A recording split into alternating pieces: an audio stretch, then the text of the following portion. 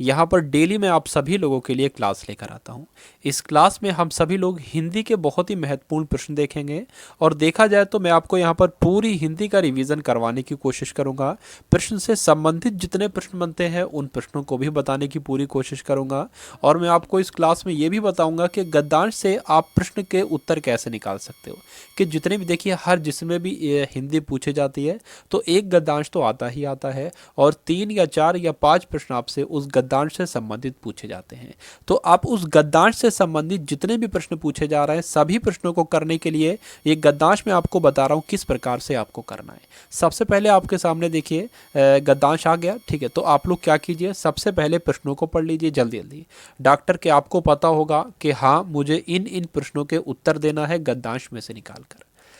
एक बार आप सभी लोग, मैं आपसे कह दूं, एक बार आप सभी लोग क्लास को शेयर कर दीजिए भाई और आप सभी लोग क्लास को एक बार लाइक कर दीजिए। डॉक्टर राधाकृष्णन जब राष्ट्रपति पद पर थे तब उनके वेतन की शेष राशि किस कार्य में खर्च होती थी। जब राधाकृष्ण राष्ट्रपति पद पर थे तब उनके वेतन की राशि किस कार्य में खर्च होती थी, इसका उत्तर आपको देना है। समर्पित शब्द में प्रत्यय क्या है, ये तो बिना गद्यांश के भी आप लोग बता सकते हो। डॉक्टर राधाकृष्णन का जीवन किस रूप में प्रारंभ हुआ, इसका उत्तर आपको देना है। राधा कृष्णन अपने किस गुण के कारण दुनिया में पूजनीय हुए, इसका उत्तर देना है। इस गद्यांश के लिए उपयुक्त शीर्षक क्या है। तो इन 5 प्रश्नों के उत्तर आपको देना है, लेकिन उससे पहले गद्यांश को आपको बहुत ही बेहतरीन तरीके से पढ़ना होगा। चलिए, सादा जीवन उच्च विहार, यह मुहावरा सुनने में कितना मनमोहक है परंतु इसके अनुरूप जीवन को ढालना अत्यंत कठिन है। इस मुहावरे को साकार कर जीवन में उतारने वाले डॉक्टर सर्वपल्ली राधाकृष्णन उन महापुरुषों की श्रेणी में आते हैं जिनकी कथनी और करने में कोई अंतर ना था। वे जो कहते थे उसे करके ही दम लेते थे। डॉक्टर राधाकृष्णन ने जीवन को कठिन तपस्या के रूप में लिया और स्वयं को इसकी आग में तपाकर कुंदन बना लिया। तदंतर उनकी चमक से संपूर्ण विश्व प्रकाशित हो उठा। वे किसी राजनीतिक दल अथवा जोशीले भाषणों के बल पर दुनिया में पूजनीय नहीं हुए, बल्कि उन्होंने इस सम्मान और ऊंचाइयों को अपने योग्यता के बल पर प्राप्त किया। उनका जीवन एक शिक्षक के रूप में शुरू हुआ था। हाँ, तो मुझे यहाँ पर एक प्रश्न आपसे पूछा गया था कि डॉक्टर राधाकृष्णन का जन्म जो था, मतलब जन्म नहीं, उन्होंने अपना जीवन किसके रूप में शुरू किया था, तो शिक्षक के रूप में शुरू किया था। इसका आपको उत्तर मिल चुका है। उसके बाद देखिए, लेकिन अपनी बौद्धिकता और योग्यता के बल पर उन्होंने एक महान दार्शनिक और लेखक के रूप में ख्याति अर्जित की। तो शायद ये भी आपसे पूछा गया था, बाद में देखते हैं हम लोग। साथ ही वे एक ओजस्वी वक्ता के रूप में पहचाने जाते थे, ठीक है। जब डॉक्टर राधाकृष्णन राष्ट्रपति पद पर आसीन हुए तो उन्हें 10,000 रुपये मासिक वेतन मिलता था। कितना वेतन मिलता था? 10,000 रुपये माह का मिलता था, लेकिन वे मात्र 2,500 रुपये मासिक वेतन ही लेते थे। उनके वेतन की शेष राशि देश की उन्नति और विकास कार्यों में खर्च होती थी। तो इसका भी ये भी आपसे प्रश्न पूछा गया था कि वेतन की उनके शेष राशि कहाँ कहाँ खर्च होती थी, तो देश की उन्नति और विकास के कार्यों में खर्च होती थी। डॉक्टर राधाकृष्णन देश के प्रति समर्पित थे। तो देखिए भाई, प्रश्नों को आपने पहले से पढ़ लिया था तो आपको इतनी जानकारी मिल जाती है कि किन किन आपके दिमाग में रहते हैं वो प्रश्न, कि उनके उत्तर आपको जैसे ही मिलेंगे आप लोग टिक लगा दोगे। तो यहाँ पर आपसे पूछा जा रहा है कि डॉक्टर राधाकृष्णन जब राष्ट्रपति पद पर थे तब उनके वेतन की शेष राशि किस कार्य में खर्च होती थी। देश की उन्नति और विकास के कार्यों में, राष्ट्रपति भवन के रखरखाव में, या बैंक के खाते में जमा होती थी, या परिवार के जीवन यापन में। तो यहाँ पर आप सभी को पता है, मैं आपको बता भी चुका हूँ, ऑप्शन नंबर ए इस प्रश्न का बिल्कुल सही उत्तर हो जाएगा। चलिए, एक बार आप सभी लोग भाई क्लास को शेयर कर दीजिए। आप सभी लोगों से रिक्वेस्ट है, अगर क्लास आपको पसंद आ रही है, वीडियो बढ़िया लग रही हो, तो क्लास आप सभी लोग शेयर करेंगे और यहाँ पर जितने भी प्रश्न आपके पूछे जाएंगे, ठीक है, तो पूरे नंबर लाने का आपका टारगेट होना चाहिए। यानी कि 100% के साथ, 100% एक्यूरेसी के साथ आपको हर एक प्रश्न को सॉल्व करना है भाई। देखिए, समर्पित शब्द में जो है, ये अगर गद्यांश में समर्पित शब्द आया होगा तो इसका हमको प्रत्यय बताना है क्या हो सकता है। चलिए, तो बताने की कोशिश कीजिए आप सभी लोग। देखिए, ता तो हो नहीं सकता, ईत भी नहीं हो सकता क्योंकि छोटी ई की मात्रा लगी हुई यहाँ पर, ठीक है। पीत भी नहीं हो सकता, इत हो जाएगा। समर्पित, समर्पित, ठीक है, तो क्या हो जाएगा उप प्रत्यय के रूप में इत हो जाएगा। ये बात आप सभी लोगों को याद रखना है। तो जिनका उत्तर जा रहा है भाई ऑप्शन नंबर डी के साथ, तो बिल्कुल सही उत्तर है। बहुत बढ़िया, वेरी गुड क्लास। अगला प्रश्न देखिए, डॉक्टर राधा कृष्णन का जीवन किस रूप में प्रारंभ हुआ था? तो ये भी भाई एक लाइन में आया था कि डॉक्टर राधा कृष्णन का जीवन जो था एक शिक्षक के रूप में शुरू हुआ था। तो आपका उत्तर यहाँ पर क्या हो जाता है? ऑप्शन नंबर सी हो जाता है। गद्यांश को जितना टफ आप लोग समझते हो, जितना कठिन आप लोग लेते हो, असल में वो उतना ही आसान है। बस करना क्या है, पूरे कंसंट्रेशन के साथ आपको पहले प्रश्न पढ़ लेना है और उसके बाद गद्यांश आपको पढ़ना है। चलिए, तो डॉक्टर राधा कृष्णन अपने किस गुण के कारण दुनिया में पूजनीय हुए थे? पूरी हिंदी का रिवीजन करेंगे भाई इस क्लास में, पूरी हिंदी का, इसलिए ये क्लास आपके लिए भाई बहुत ही महत्वपूर्ण है। चलिए, तो डॉक्टर राधा कृष्ण अपने किस गुण के कारण दुनिया में पूजनीय हुए, बताने की कोशिश कीजिए। ओजस्वी के वक्ता के कारण तो ऐसी बात नहीं आई थी गद्यांश में। योग्यता के कारण, हाँ उनमें योग्यता तो ठीक ठाक थी, ठीक ठाक क्या बहुत ही ज़्यादा थी। लेखन के आधार पर या दार्शनिक के कारण? चलिए, तो डॉक्टर राधा कृष्ण अपने किस गुण के कारण दुनिया में पूजने हुए थे? अपनी योग्यता के कारण। क्या अपनी योग्यता के कारण? ये बात आप सभी लोगों को ध्यान रखना है। इस गद्यांश के लिए उपयुक्त शीर्षक क्या होगा? देखिए, गद्यांश आपने बहुत ही बेहतरीन तरीके से पढ़ा है, तो बताइए इस प्रश्न का सही उत्तर आपका क्या हो सकता है। चलिए, तो सादा जीवन और उच्च विचार, ये क्या गद्यांश का शीर्षक हो सकता है? गद्यांश में तो ज़्यादातर देखा जाए डॉक्टर राधा कृष्णन पर ही पूरा गद्यांश था, तो यहाँ पर डॉक्टर राधा कृष्णन कहाँ पर लिखा हुआ है? ऑप्शन नंबर डी में लिखा हुआ है, और उनके एक व्यक्तित्व के बारे में इस गद्यांश में बताया गया है। तो यहाँ पर आपके प्रश्न का सही उत्तर जो होता है वो ऑप्शन नंबर डी हो जाता है। तो उम्मीद करता हूँ, आशा करता हूँ किसी भी प्रकार का आपके सामने गद्यांश आ जाएगा, आप लोग न डरोगे ना घबराओगे, बल्कि पढ़ोगे प्रश्न और उसके बाद दोगे गद्यांश से संबंधित उससे उत्तर। चलिए, तो यहाँ पर हम लोग देखते हैं कि मृत्युंजय, पिनाकी, व्योमकेश तथा त्रिलोचन किस देवता के पर्यायवाची हैं? तो महत्वपूर्ण भाई पर्यायवाची यहाँ पर आप सभी लोग बताओगे, ब्रह्मा होगा, विष्णु होगा, शिव होगा या इंद्र होगा? बताने की कोशिश करेंगे आप सभी लोग इस प्रश्न का बिल्कुल सही उत्तर क्या हो सकता है।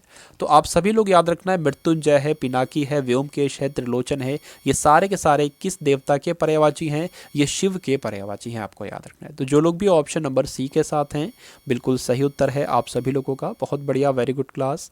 नीति निपुण में कौन सा समास है? बताने की कोशिश करेंगे आप सभी लोग भाई, बताइए। चलिए, तो बताने की कोशिश कीजिए, नीति निपुण में कौन सा समास है? बताइए इसका राइट आंसर क्या होगा। चलिए, तो नीति निपुण, यहाँ पर आप लोग डैश देखकर आप लोग ये ना लगा देना भाई, द्वंद ना लगा देना डैश देखकर।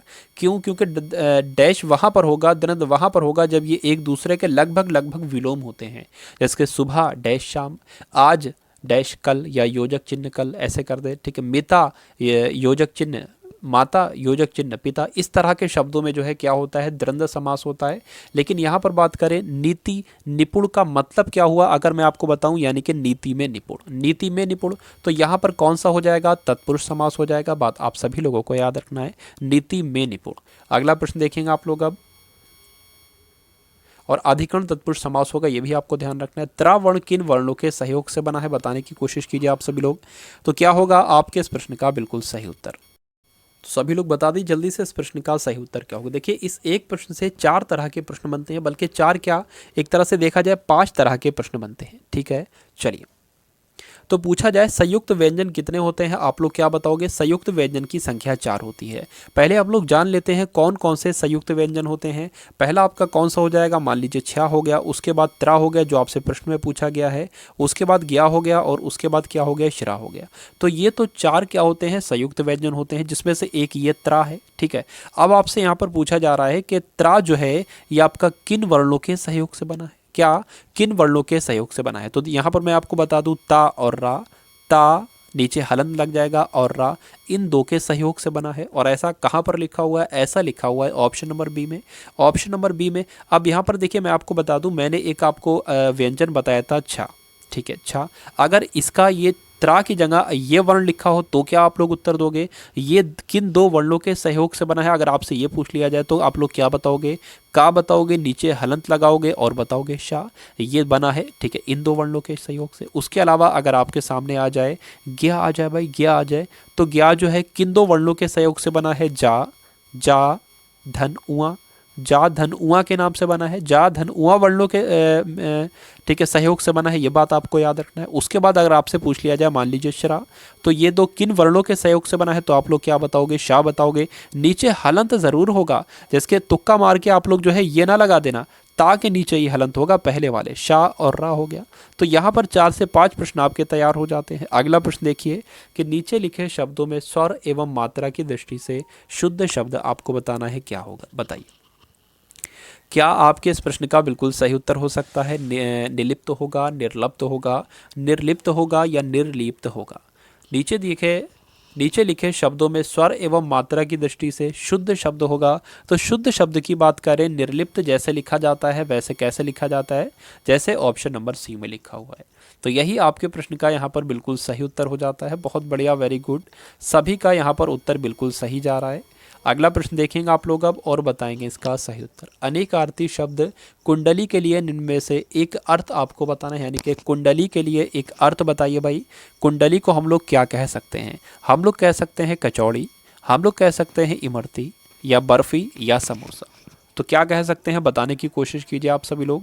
कुंडली कैसी होती है भाई, इमरती की तरह होती है, इमरती की तरह होती है। तो कुंडली जो है इसका एक अर्थ क्या हो जाएगा, इसको क्या कहा जा सकता है, इमरती कहा जा सकता है। आप सभी लोगों को याद रखना है। चलिए अगला प्रश्न देखिए आप लोग अब और बता दीजिए इसका सही उत्तर।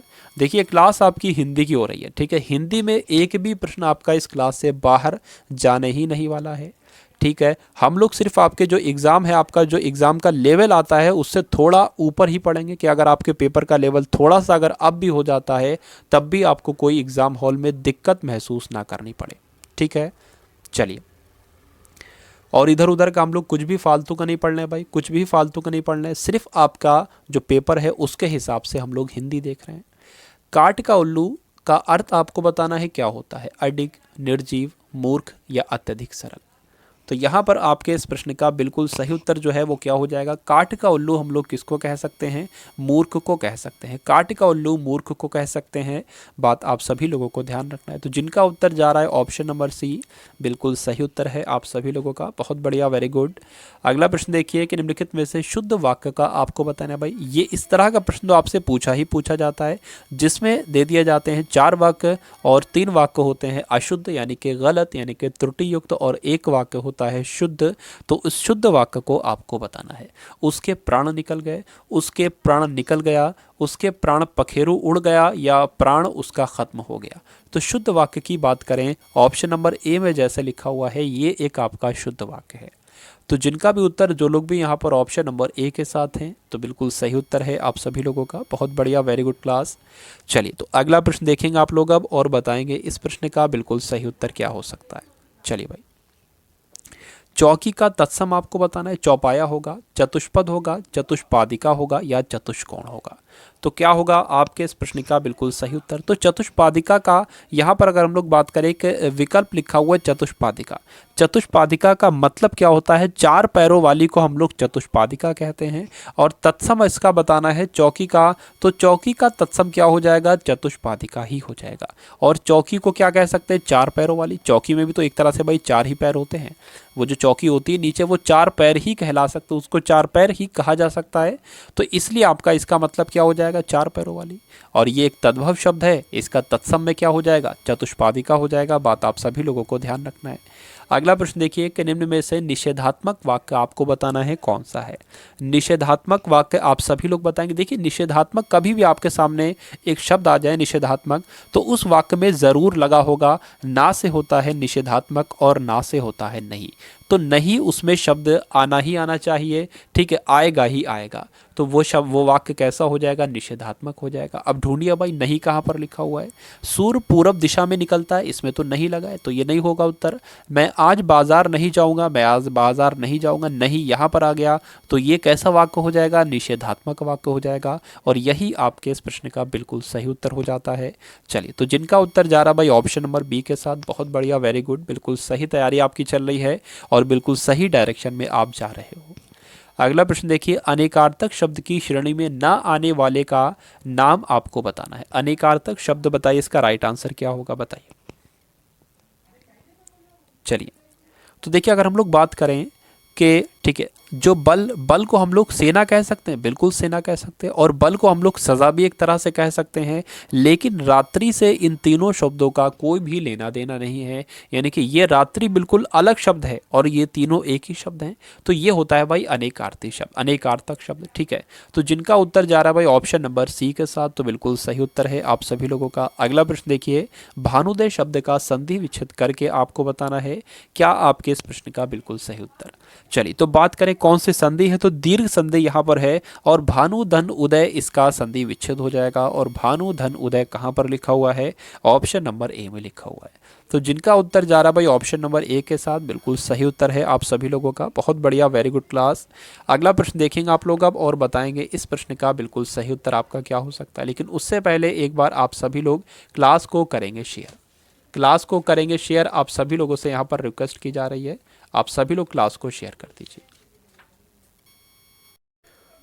तो बताइए भाई इसका राइट आंसर आपका क्या हो सकता है। नदी का पर्यायवाची कौन सा नहीं है, उससे महत्वपूर्ण बात क्या है कि नदी के कौन कौन से पर्यायवाची होते हैं। देखिए बात करें तो नदी को हम लोग निम्नगा कह सकते हैं, नदी को हम लोग कुलवती कह सकते हैं, नदी को हम लोग कुलंक्षा कह सकते हैं। लेकिन नदी को हम लोग त्रिपथिका नहीं कहते हैं। क्यों नहीं कहते हैं, क्योंकि त्रिपथिका जो है ये आपका गंगा का पर्यायवाची है। क्या किसका पर्यायवाची भाई, गंगा का पर्यायवाची है। इसलिए आपके प्रश्न का सही उत्तर क्या होगा, ऑप्शन नंबर बी होगा। तो जिनका उत्तर जा रहा है बी के साथ, बिल्कुल सही उत्तर है। यहाँ पर देखिए आपकी परीक्षा में जो पर्यायवाची पूछे जाते हैं वो मैं आपको कुछ पर्यायवाची बता देता हूँ। ठीक है, वो आप सभी लोगों को याद रखना है। जैसे कि मैं आपको बताऊँ, आकाश का पर्यायवाची आपसे पूछा जाता है। किसका, आकाश का पर्यायवाची अगर आपसे पूछा जाए तो इसके कौन कौन से पर्यायवाची होंगे, आकाश के कौन कौन से पर्यायवाची होंगे। आकाश को हम लोग बादल भी कह सकते हैं। क्या कह सकते हैं भाई, बादल भी कह सकते हैं। आकाश को बात करें हम लोग गगन भी कह सकते हैं। आकाश को भाई गगन भी कहते हैं। राइटिंग भाई माफ़ी चाहता हूँ, थोड़ी सी दिक्कत आती है भाई इस पर लिखने में। तो आकाश को हम लोग गगन भी कह सकते हैं, बात आप सभी लोगों को याद रखना है।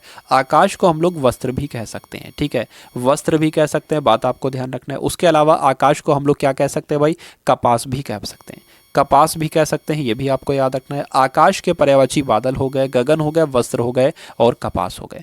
अगर आपसे अमृत का पूछा जाए कि अमृत के भैया कौन कौन से पर्यायवाची हैं या निम्नलिखित में से कौन सा विकल्प जो है अमृत का पर्यायवाची को दर्शाता है, इस तरह से प्रश्न पूछा जा सकता है। तो अमृत को हम लोग क्या कहते हैं, जल कहते हैं, जल कहते हैं, बात आपको याद रखना है। अमृत को ही हम लोग दूध कहते हैं, अमृत को ही हम लोग क्या कहते हैं, अन्न कहते हैं, बात आपको ध्यान रखना है, अन्न कहते हैं। अमृत को ही हम लोग स्वर्ग कहते हैं, क्या कहते हैं, स्वर्ग कहते हैं, बात आपको ध्यान रखना है। चलिए तो जिनको जो है, जिनको जल पसंद है मान लीजिए, ठीक है, उनके लिए जल क्या होगा, अमृत होगा। जिनको दूध पसंद है उनके लिए दूध क्या होगा, अमृत होगा।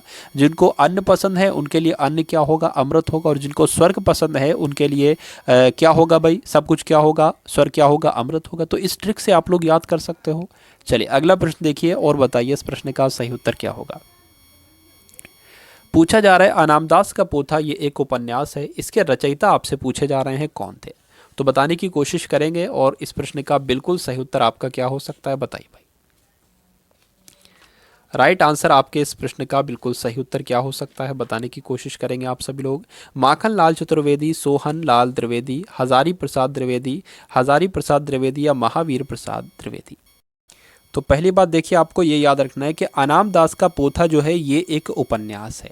और किसका उपन्यास है, हजारी प्रसाद द्विवेदी का उपन्यास है, बात आप सभी लोगों को ध्यान रखना है।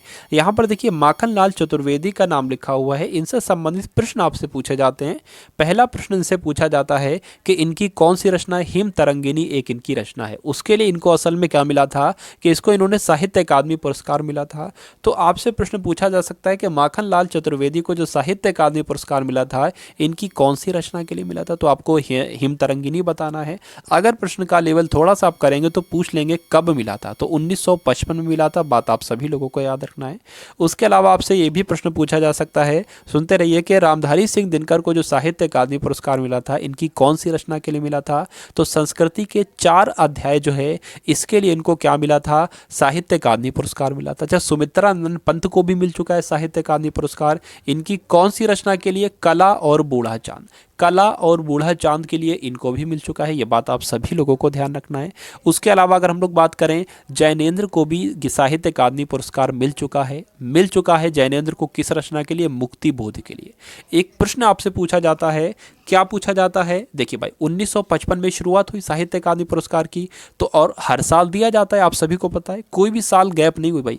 1955 से देखा जाए, मुझे तो शायद हो कि कोई साल गैप हुई हो, लेकिन प्रश्न आपसे बनता है कि निम्नलिखित में से किस साल साहित्य अकादमी पुरस्कार नहीं मिला, नहीं दिया गया? तो 1962 वो साल था जब भारत और चीन की लड़ाई हुई थी, युद्ध हुआ था, तो इस समय क्या हुआ था? नहीं दिया गया था किसी को साहित्य अकादमी पुरस्कार। तो ये प्रश्न बनता है, ये सन आपको याद रखना है। पूछा जाए कि निम्नलिखित में से किस वर्ष साहित्य अकादमी पुरस्कार किसी को भी नहीं दिया गया, तो 1962 आप सभी लोगों को ध्यान रखना है। अगला प्रश्न देखिए और बताइए इस प्रश्न का सही उत्तर। अव्यय की परिभाषा किस विकल्प में है? यानी कि पहले बात तो मैं आपको बता दूं, अव्यय का मतलब क्या होता है, तो बताने की कोशिश कीजिए भाई आप सभी लोग। देखिए, जैसे कि और जो है, और ये जो शब्द है क्या है? ये एक अव्यय ही तो है। यानी कि कुछ भी बदल जाए, पूरी दुनिया बदल जाए, लेकिन ये शब्द नहीं बदलेगा। वय का मतलब क्या होता है? वय का मतलब हम लोग मान लीजिए परिवर्तन, और जिसमें भी आ लग जाए तो जिसमें परिवर्तन ना हो उसको हम लोग क्या कह सकते हैं? अव्यय कह सकते हैं। वैसे तो अव्यय का मतलब क्या होता है भाई? खर्च करना, इसको हम लोग कह सकते हैं। तो कुल मिला के इतना आपको देखिए याद रखना है, जो शब्द बदलते नहीं हैं, जो कि त्यों रहते हैं, उनको हम लोग अव्यय कहते हैं। ठीक है, यानी कि अविकारी शब्द होते हैं, उनमें विकार उत्पन्न नहीं हो सकता। तो अब देखिए भाई उत्तर, जिस शब्द में क्या क्या हो का पता चले, ऐसा तो कुछ नहीं हुआ, गलत। जो सभी के नाम की जगह प्रयुक्त हो, ये भी गलत हो जाएगा। जिस शब्द का रूप हमेशा एक सा रहे, हाँ, जिस शब्द का रूप हमेशा एक सा रहता है, यानी कि जिसमें कोई भी परिवर्तन कभी भी नहीं होता है, वो हमारे अव्यय शब्द कहलाते हैं। तो इस तरह से जिनका भी उत्तर जा रहा है भाई ऑप्शन नंबर सी के साथ, बिल्कुल सही उत्तर है आप सभी लोगों का। बहुत बढ़िया, वेरी गुड क्लास। अगर आपको पहले से ये प्रश्न पता था तो कमेंट सेक्शन में आप सभी लोग बताएंगे भाई कैसा लगा प्रश्न आप सभी लोगों को। अगला प्रश्न देखिए, दाहिना का तत्सम शब्द क्या होगा? चलिए देखिए, आप सभी को पता है कि दाहिना का तत्सम शब्द क्या होगा, बताने की कोशिश कीजिए आप सभी लोग, बताइए। तो देखिए, सिंपल सा एक ये प्रश्न है आपके सामने, दक्षिण इसको हम लोग कह सकते हैं। ठीक है, दाहिने को क्या कह सकते हैं? दक्षिण कह सकते हैं। तो जिनका उत्तर जा रहा है भाई ऑप्शन नंबर बी के साथ, तो बिल्कुल सही उत्तर है आप सभी लोगों का। अगला प्रश्न देखिए आप लोग, अब निम्नलिखित शब्दों में से एक शब्द पुल्लिंग है, तो पुल्लिंग आपको बताना है इसमें से कौन सा शब्द है? बुढ़ापा, जड़ता, घटना या दय। देखिए, मैं आपको कई बार बता चुका हूँ कि कोई भी शब्द आपको पता कर रहा हूँ कि ये पुल्लिंग है या ये एक स्त्रीलिंग है, तो उसमें कौन सा शब्द लगा दो? कैसी उसमें लगा दो, क्या लगा दो? अगर उस शब्द में कैसी लग रहा है तो वो स्त्रीलिंग होगा, अगर उस शब्द में कैसा लग रहा है तो वो क्या होगा? पुल्लिंग होगा।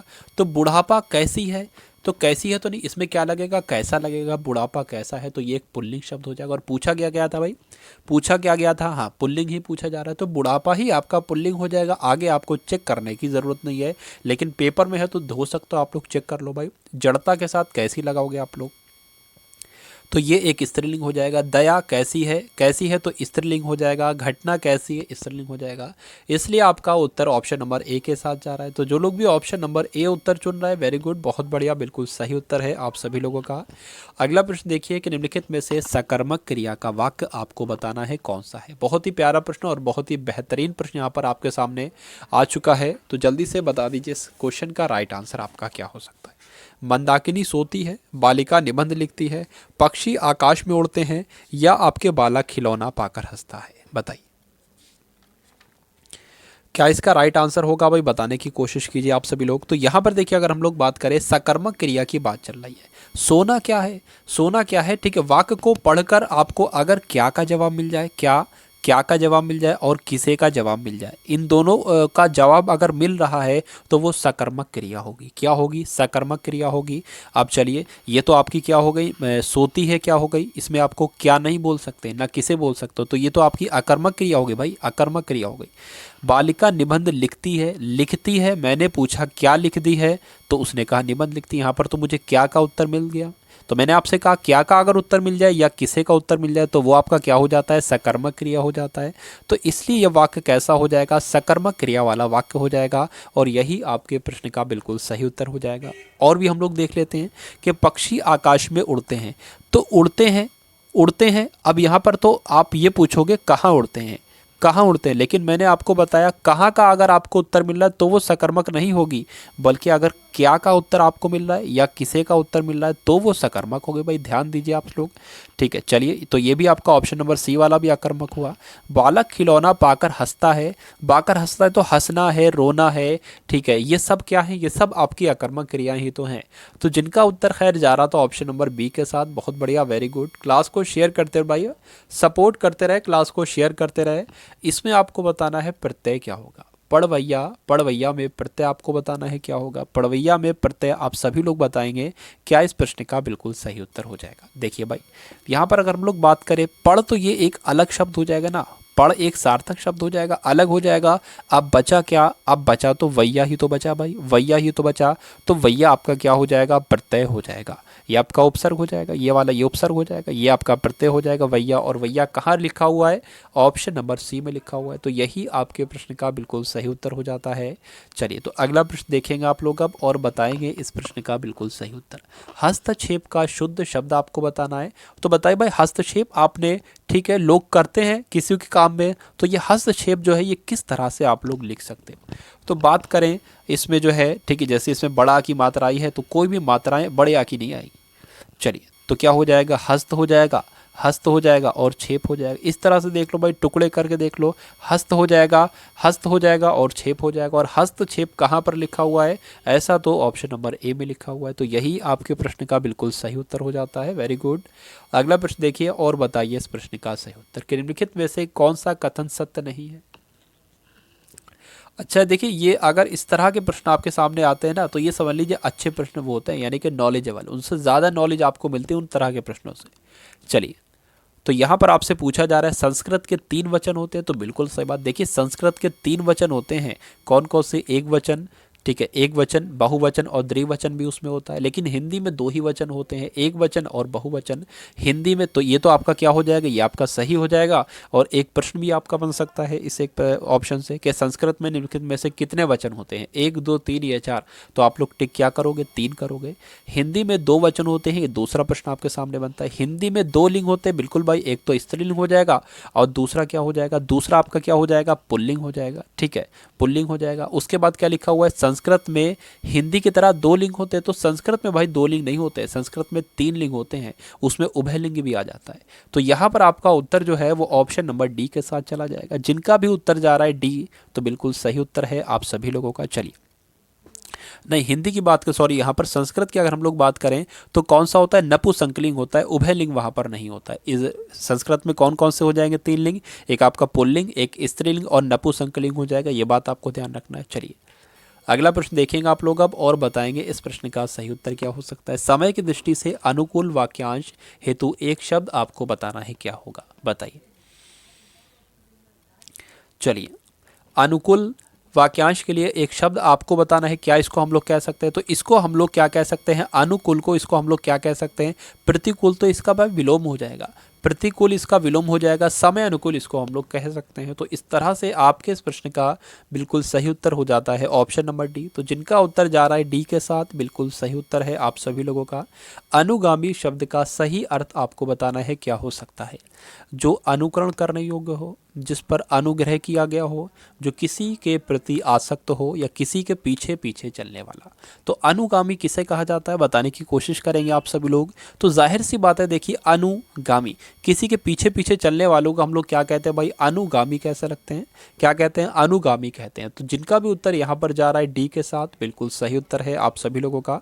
बहुत बढ़िया, वेरी गुड क्लास। अगला प्रश्न देखिए आप लोग अब और बता दीजिए इस प्रश्न का सही उत्तर आपका क्या होगा। हिंदी भाषा में कितने प्रकार के उपसर्ग होते हैं, बताने की कोशिश कीजिए भाई आप सभी लोग। तो अच्छा प्रश्न भाई, बताने की कोशिश कीजिए हिंदी भाषा में कितने प्रकार के उपसर्ग होते हैं। तो कितने प्रकार के होते हैं, देखिए संस्कृत के उपसर्ग, हिंदी के उपसर्ग और विदेशी उपसर्ग, इस तरह से कुल 3 उपसर्ग होते हैं, आप सभी लोग याद रखेंगे। तो जो लोग भी यहाँ पर ऑप्शन नंबर सी के साथ हैं, बिल्कुल सही उत्तर है आपका। देखिए यहाँ पर हम लोगों ने बात की उपसर्ग तो 3 प्रकार के होते हैं, लेकिन प्रत्यय अगर आपसे पूछ लिया जाए कि प्रत्यय कितने प्रकार के होते हैं, तो आप लोग क्या बताओगे, तो आप लोग क्या बताओगे, आप सभी लोग याद रखोगे प्रत्यय जो होते हैं वो 2 प्रकार के होते हैं। कौन कौन से, एक आपका कृत प्रत्यय हो जाएगा और दूसरा आपका तद्धित प्रत्यय हो जाएगा। कौन सा भाई, कृत प्रत्यय हो जाएगा और तद्धित प्रत्यय हो जाएगा, बात आपको ध्यान रखना है। अगला प्रश्न देखिए और बताइए, इस प्रश्न का सही उत्तर पूछा जा रहा है निर्गुण का संधि विच्छेद आपको बताना है क्या होगा। निर्गुण का संधि विच्छेद बताने की कोशिश कीजिए आप सभी लोग। तो नि धन गुण हो जाएगा, नि धन गुण हो जाएगा, विसर्ग भी आएगा, यहाँ पर विसर्ग भी आएगा। ठीक है, तो संधि कौन सी हो जाएगी, विसर्ग संधि हो जाएगी। तो जिनका उत्तर जा रहा भाई डी, तो बिल्कुल सही उत्तर है आप सभी लोगों का। अगला प्रश्न देखिए, भारत भारती के रचनाकार कौन है। बहुत ही महत्वपूर्ण प्रश्न है और इस एक प्रश्न से बहुत ही प्यारा प्रश्न मैं आपको बताऊंगा, वो बात आप सभी लोगों को ध्यान रखना है। पहले तो भारत भारती के रचनाकार कौन है। गोपाल शरण सिंह नेपाली हैं, नरेश मेहता है, मैथिली शरण गुप्त हैं या धर्मवीर भारती हैं। देखिए मैं अगर आपको बात बताऊं कि जब भारत भारती लिखी थी, किसने लिखी थी, मैथिली शरण गुप्त ने लिखी थी। तो जब महात्मा गांधी ने भारत भारती को पढ़ा तो महात्मा गांधी ने मैथिली शरण गुप्त को किसकी उपाधि दे दी, राष्ट्र कवि की उपाधि दे दी।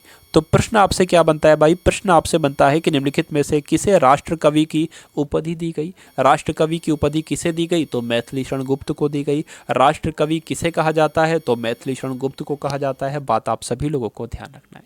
अगर आपसे पूछ लिया जाए कि उपराष्ट्रपति किसको कहा जाता है, उपराष्ट्र कवि किसे कहा जाता है, अगर ये आपसे पूछ लिया जाए तो आप लोग क्या बताओगे, तो आपको बताना है रामधारी सिंह दिनकर को। ठीक है, ये बात आप सभी लोगों को ध्यान रखना है। तो भारत भारती किसकी रचना है, मैथिली शरण गुप्त की रचना है। साकेत किसकी रचना है, मैथिली शरण गुप्त की रचना है।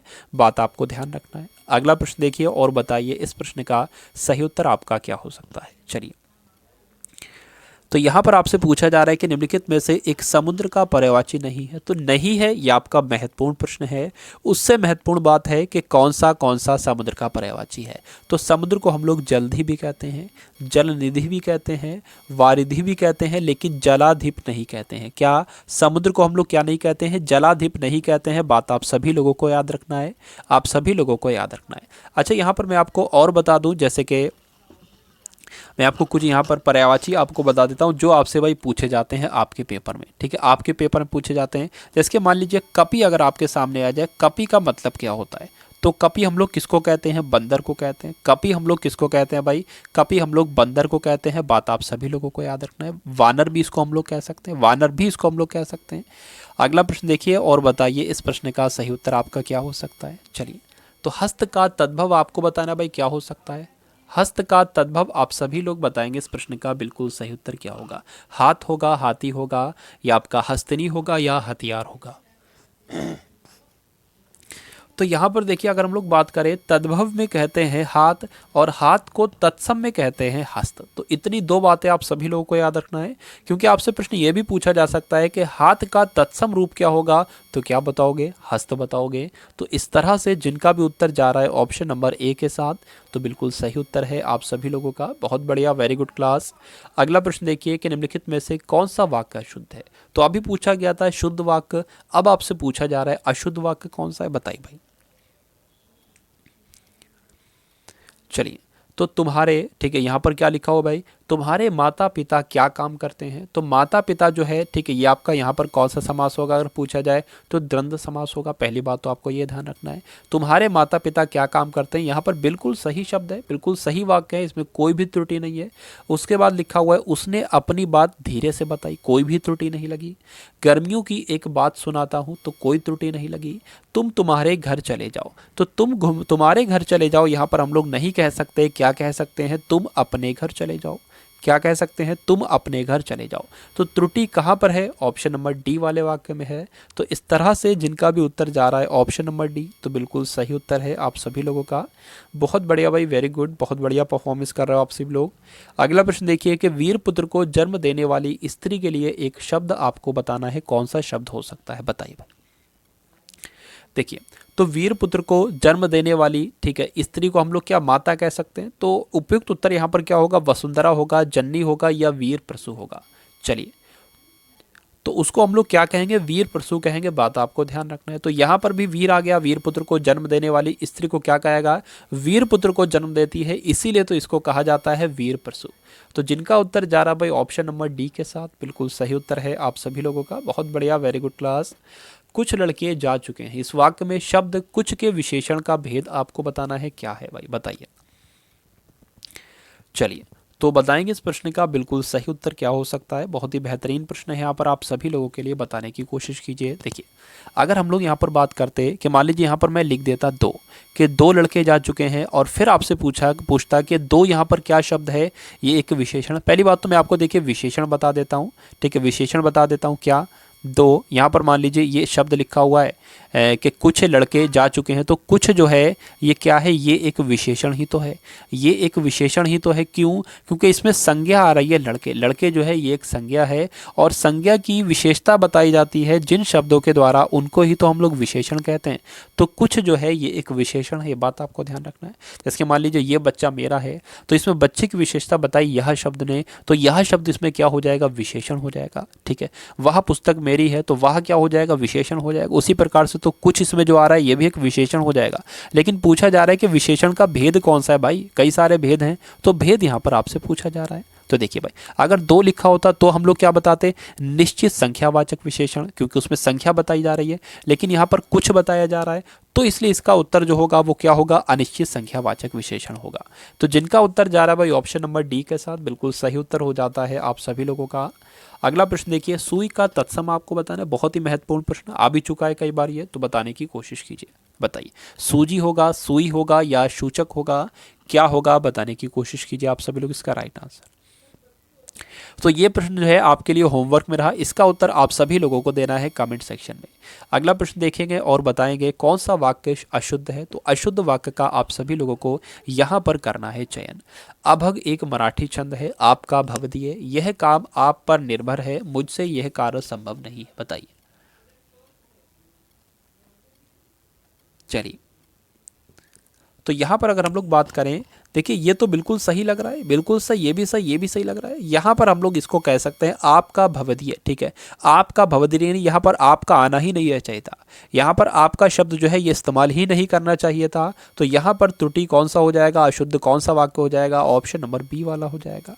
अगला प्रश्न देखिए, वह घर पहुंच गया, इस वाक्य में पहुंच गया निम्नलिखित में से क्रिया का उदाहरण है। चलिए, तो प्रेरणार्थक क्रिया है, द्विकर्मक क्रिया है, संयुक्त क्रिया है, या पूर्वकालिक क्रिया है। तो बहुत ही महत्वपूर्ण प्रश्न आपके सामने आगे आ चुका है, बताने की कोशिश कीजिए इस प्रश्न का बिल्कुल सही उत्तर आपका क्या हो सकता है। बताइए भाई, क्या इस प्रश्न का बिल्कुल सही उत्तर हो सकता है, बताने की कोशिश करेंगे एक बार। तो बताइए भाई, बहुत ही अच्छा प्रश्न है, बताने की कोशिश कीजिए। घर, वह घर पहुंच गया, इस वाक्य में पहुंच गया जो है निम्नलिखित में से किस क्रिया का उदाहरण। देखिए यहाँ पर मैं आपको देखिए विस्तार से बता देता हूँ क्या क्या असल में है। देखिए, क्रिया के दो भेद होते हैं, क्रिया के, यहाँ पर आप सभी लोग याद रखेंगे, क्रिया जो होती है, क्रिया के दो भेद होते हैं। एक तो कर्म के आधार पर क्रिया होती है, और दूसरी प्रयोग के आधार पर क्रिया होती है। जो कर्म के आधार पर क्रिया होती है ये भी दो प्रकार की होती है, एक तो अकर्मक क्रिया और दूसरी सकर्मक क्रिया, ठीक है, ये बात आपको ध्यान रखना है। अब यहाँ पर मैंने आपको और क्या दूसरा टाइप बताया था, प्रयोग के आधार पर क्रिया। जो प्रयोग के आधार पर क्रिया होती है वो आपकी 5 प्रकार की होती है। कौन कौन सी आपको नाम याद रखना है। जो प्रयोग के आधार पर क्रिया होती है प्रेरणार्थक क्रिया कहलाती है। उसके अलावा यहाँ पर अगर हम लोग बात करें, संयुक्त क्रिया कहलाती है, पूर्वकालिक क्रिया कहलाती है, सहायक क्रिया कहलाती है, और नाम धातु क्रिया कहलाती है। ये बात आपको ध्यान रखना है। अगर हम लोग बात करें कि प्रेरणार्थक क्रिया क्या होती है, ये आपसे अगर, ठीक है, ये आपको जानना बेहद ज़रूरी है कि प्रेरणार्थक क्रिया क्या होती है। चलिए, तो खुद ना काम करके किसी दूसरे से काम करवाना क्या कहलाता है, ये प्रेरणार्थक क्रिया ही तो कहला जाती है। जैसे कि उसने भिखारी को खाना खिलवाया, ठीक है, ये खाना खिलवाया या खाना खिलाया। रवि ने मोहन को दौड़ाया, तो ये दूसरे से ही तो काम करवाया जा रहा है। मैंने बच्चे को लिखवाया, तो लिख कौन रहा है, बच्चा लिखवा रहा है, यानी कि वो काम जो है वो बच्चे से करवाया जा रहा है, यानी कि दूसरे से जहाँ पर भी किसी भी वाक्य में करवाया जाए। मान लीजिए प्रश्न आपसे पूछ लिया जाए, अध्यापक ने किताब पढ़ाई, इसमें कौन सी क्रिया है, तो किताब पढ़ाई, ठीक है, यानी कि दूसरे से काम करवाया जा रहा है, तो प्रेरणार्थक क्रिया हो जाएगी। इतनी सी बात आपको ध्यान रखना है, इतनी सी बात आप सभी लोगों को ध्यान रखना है। चलिए, यहाँ पर अगर हम लोग बात करें, वह घर पहुंच गया, इस वाक्य में पहुंच गया निम्नलिखित में से किस क्रिया का उदाहरण है, तो बताने की कोशिश करेंगे आप सभी लोग। इस प्रश्न का बिल्कुल सही उत्तर क्या होगा, तो ध्यान से देखने को पता चलेगा। पहुंचना, ठीक है, पहुंचना और गया, ये दो क्रिया यहाँ पर आ गई, द्विकर्मक क्रिया इसका राइट आंसर हो जाएगा, यानी कि ऑप्शन नंबर बी आपके इस प्रश्न का बिल्कुल सही उत्तर हो जाता है। बहुत बढ़िया, वेरी गुड क्लास। अगला प्रश्न देखिए और बताइए इस प्रश्न का सही उत्तर आपका क्या हो सकता है। पर्यायवाची की दृष्टि से एक वर्ग शुद्ध है, तो शुद्ध वर्ग को आपको बताना यहाँ पर क्या इस प्रश्न का सही उत्तर होगा। बताइए भाई, क्या इस प्रश्न का बिल्कुल सही उत्तर हो सकता है? ध्यान से देखिए और बताइए इस प्रश्न का सही उत्तर आपका क्या होगा। देखिए, तो अगर हम लोग बात करें, ठीक है, अगर हम लोग बात करें यहाँ पर कि घर, घर को निकेतन भी कहते हैं, घर को हम लोग आयतन भी कह सकते हैं और घर को हम लोग निलय भी कह सकते हैं। तो यहाँ पर कौन सा एक वर्ग बिल्कुल सही है? तो घर, निकेतन, आयतन और निलय। ये बात आप सभी लोगों को ध्यान रखना है। चलिए, तो अगला प्रश्न देखिए और बताइए इसका सही उत्तर। यहाँ पर मैं आपको एक और बात बता देता हूँ, कौन कौन सी जो आपसे महत्वपूर्ण पर्यायवाची पूछे जाते हैं। कौन कौन से, जैसे आपसे अगर पूछ लिया जाए जल का पर्यायवाची कौन सा होता है, जल के कौन कौन से पर्यायवाची होते हैं? तो नीर जल को ही कहते हैं, उदक जल को ही कहते हैं, पानी जो है ये भी जल को कहते हैं, बात आपको याद रखना है। जल को हम लोग जीवन भी कहते हैं, बात आप सभी लोगों को याद रखना है। अगर झोपड़ी का आपसे पर्यायवाची पूछ लिया जाए तो झोपड़ी को हम लोग कुटिया भी कह सकते हैं और कुटी भी कह सकते हैं, ठीक है, कुज भी कह सकते हैं झोपड़ी को, ये बात आपको ध्यान रखना है। दिन को हम लोग क्या कह सकते हैं? दिन को हम लोग दिवस कह सकते हैं, दिवा कह सकते हैं, वार कह सकते हैं, उसके अलावा और हाँ वासर कह सकते हैं, ठीक है, ये बात आपको ध्यान रखना है। चांदी को हम लोग क्या कह सकते हैं? रजत कह सकते हैं, रूपक कह सकते हैं, चंद्रहास कह सकते हैं। इतना आप सभी लोगों को ध्यान रखना है। चलिए, तो ये आपका आज का अंतिम प्रश्न था। आप सभी लोगों को अब क्या करना है, वीडियो को लाइक करके सभी को वीडियो को एक बार शेयर